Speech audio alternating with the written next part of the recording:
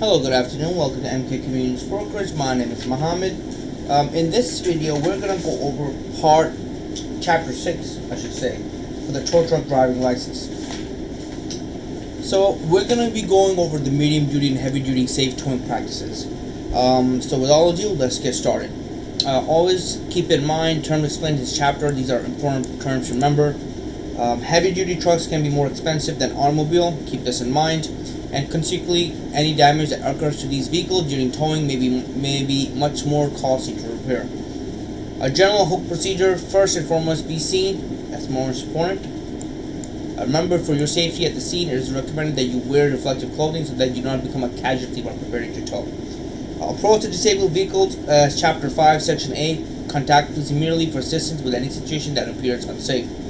Set the parking brake. Just know this as test question on the disabled vehicle so that it cannot roll freely during loading. Use wheel chokes to block both the front and the rear of the trailing end tires. Assess the damage and decide on the equipment needed. Note any damage to the disabled vehicle on the invoice. To support the extra weight of trucks with a gross vehicle weight rating of 26,000 pounds or more, all towing hooks up should be made whenever possible to the vehicle frame members and not in suspensions. Only in instances when underlifts are used in towing should attachment to be made to the disabled vehicle suspensions.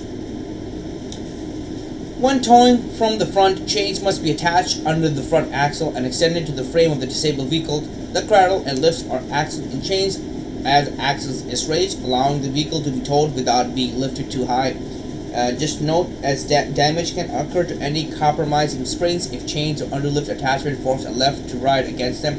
It is recommended that all chains used during towing to high test quality or better under no circumstances which a vehicle having a gross vehicle weight rating of over 7,000 pounds be towed with a sling and J hooks. Mark the drive shaft before removal. The driver shaft is factory balanced, so unless you mark it, you will not be able to reattach it in the balanced position. Caution. It is very important to note that the removal of a driver's shaft from the driveline, meaning the drive shaft and associated joints, is one of the most dangerous procedures in towing. I will know this part. If there is tension on the drive shaft when it is being loosened, it can spin out of control and strike the tow truck operator, often causing serious injury or death.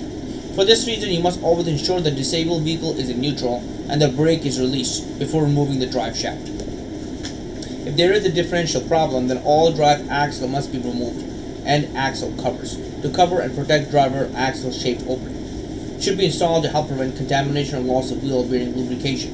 Never leave the engine of a disabled tow truck running while a control electronic device on the towed vehicle may cause brake lockups. Towing trucks or tractors from the rear, try to determine the defect that caused the vehicle to break down. Note any damage to the invoice. The procedure as follows. Chain up all the type of rear suspension and both set of driver axle. It is unsafe to let suspension parts hyperextend or dangle. Secure the steering wheels to keep the front wheels in the straight ahead tracking position. Never rely on the disabled vehicle steering wheel locking device to secure the steering wheel. If necessary, remove the disabled vehicle rear tail light or anything that projects from the rear of the frame rail to minimize the chance of damage. Check for any front suspension problem, for example, broken springs, leaking wheel bearing, low tire pressure, or low hanging academic fascia. Fold down airfoils if possible. Make sure that gland handles, electronic cord, etc. are in holders or are seceded to eliminate entanglement or dragging.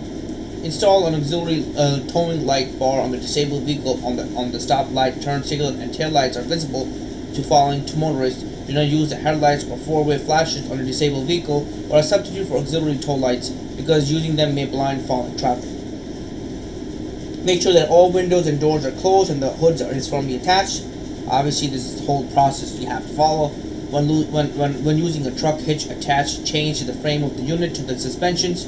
Wrapping the frame is important using a piece of aluminum or steel angle iron with a minimum dimension of 3 inches x 4 inches or 48 inches. This should be placed under the frame rail and for added support to prevent the chain from sliding.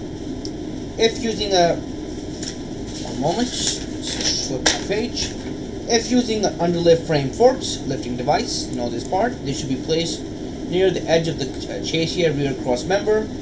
Transfer, remember, in the understructure to prevent the vehicle from sliding during starting, stopping, or turning. Do not frame forks or straight frames. Obviously, read this on your own. There's a lot of items to know. It's not really that important, but you should still know every part of it. Tow trucks, tractors, or tractor-trailer combination from the point. When using a tractor hit, it must be necessary to remove the front bumper of the disabled vehicle to avoid possible damage. Know this part. Install hook-up chains under the front axle and attach them to the frame to throttle the front suspension.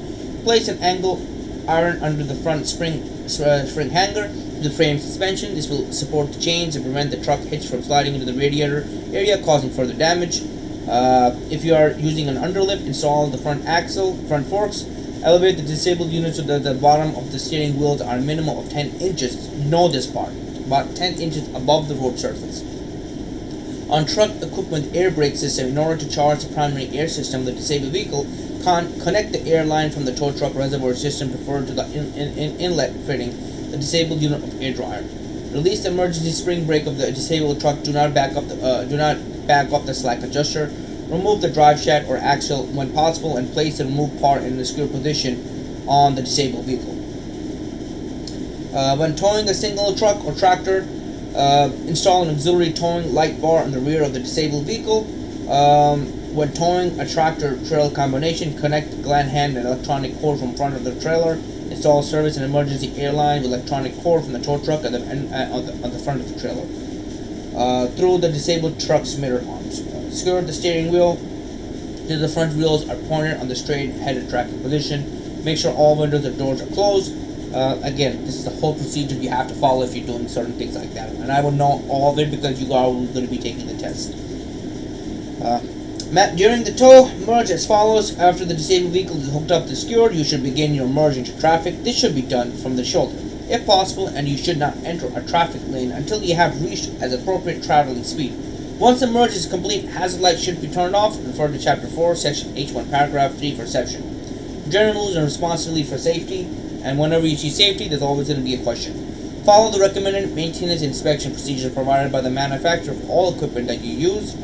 Never exceed the gross vehicle weight rating of the safety towing capacity of tow truck. Never exceed the working load limit of the tow truck. When traveling, avoid fast part of rapid acceleration. Check the mirror of the tow truck to make sure the disabled vehicle is tracking properly. Check the wheel lift, underlift, or truck hitch periodically to make sure the position has not changed. When driving on uneven ground, make sure everything is. Never jackknife and drive slowly. Now, we will stop at Chapter 7 of the tow truck carriers. Chapter 7 is also a long chapter, and it's actually one of the final chapters we will do.